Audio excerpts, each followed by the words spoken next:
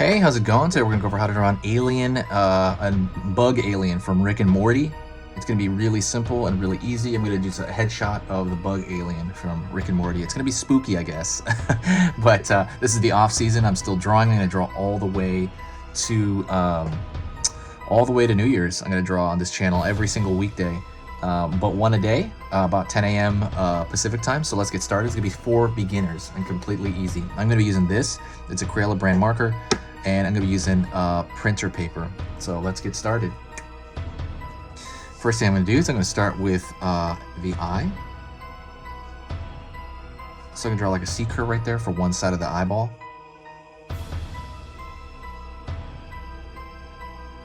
Other side.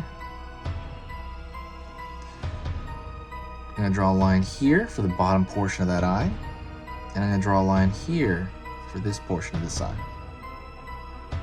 Gonna go over here to the other side, curve for that line. Same thing, I'm gonna draw a line below, but this one I'm gonna draw a little bit shorter as far as length goes, because it's kind of like gonna be in the far side, so I don't want it to do that.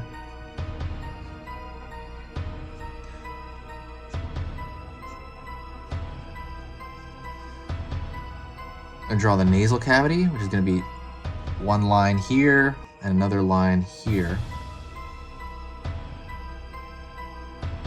I'll slow down. I'm gonna draw the basically the forehead. I'm gonna draw up, back,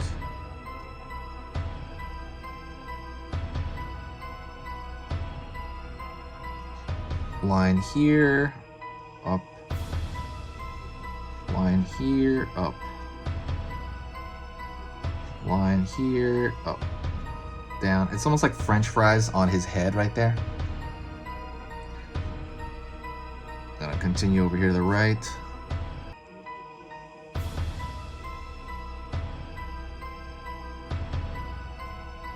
Same thing, kind of a French fry shape in a way on that side for one of his ears or antenna. And one over here as well. So he's got like these, like four, I think, one around the corner there as well, in the middle, almost like a mohawk. And then sometimes he has different hair, it depends. And obviously there's a bunch of different versions of this character, right? Because it's always like a different being. It's like just a bug creature. Pull around the corner, down. Front of the face here, down, but to a point, because I'm going to draw that it's kind of got like this weird, I don't know, mandible thing going on. Pull downward, up, and then downward, up. This is going to pull around the corner here, and this is going to go down right here in the back, and you can see the bottom of his neck around this area. So there's a bunch of different versions of this, so I'm just going to draw any generic outfit on him. Usually he's wearing like clothes of some kind, whatever, like, you know, whatever field they have him in. Because they used to design plenty of times with Rick and Morty. Here for the shoulders, down, down. And I'm going to draw a line here for the arm and a line here. So I guess it's just got like a regular, I don't know, little blazer on. Boom, boom, boom, boom. So those are just little two triangles stuck together, really. And so let's go into his eye. And his eye is going to have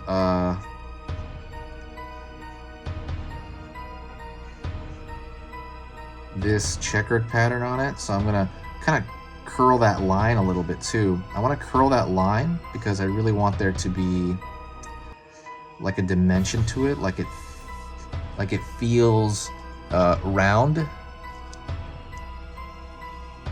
And I'm going to do it this way as well as a checkered, so it's like a fly kind of thing. He's a bug alien. I'll slow down. Also, don't forget to subscribe. Like I said, I'm posting all the time, but the one thing it will really do as far as subscribing goes is it will notify you about next year when Halloween hits again, and I'm going to really amp up the videos about August. And let's just say you forget about it, you lost the channel, you're not sure. It will let you know, when things pick up again. That's one It's a big deal. I'm gonna throw a line right here for the cheekbone.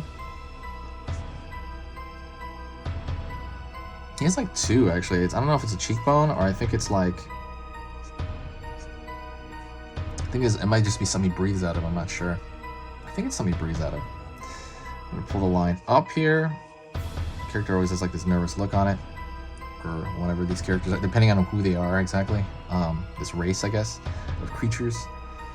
And I'm gonna continue this pattern. So one thing I want you to remember is I want you to remember control. When you control things, and this is something I talked about on the channel a lot. When you control your lines, it is so much better and it makes your work look so much better.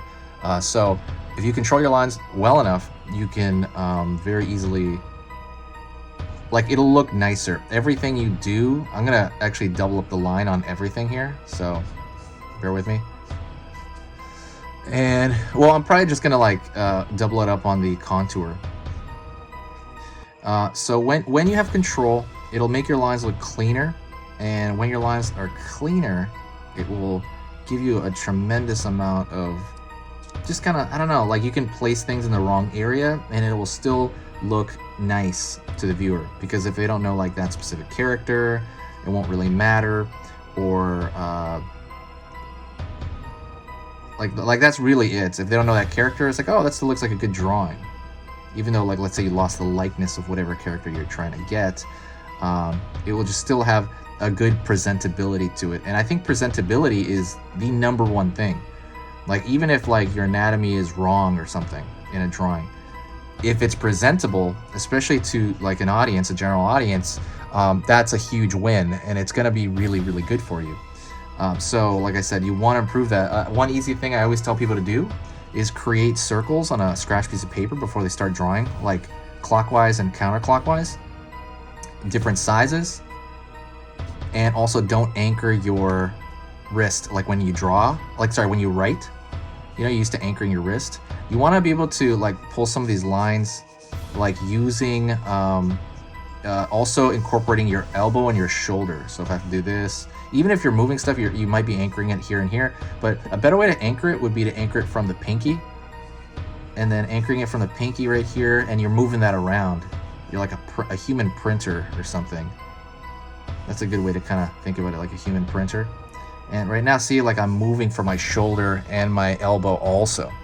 That's pretty much it. Thank you so much for supporting the channel. If you do want to support it, please do me a huge favor and share the video. When you share the video, it keeps the channel alive, keeps it going, and like it takes like, I think like less than 30 seconds, right? Less than a few seconds to share it on Facebook or Instagram or Twitter, or not Instagram, but Twitter, you know, Pinterest, even Tumblr.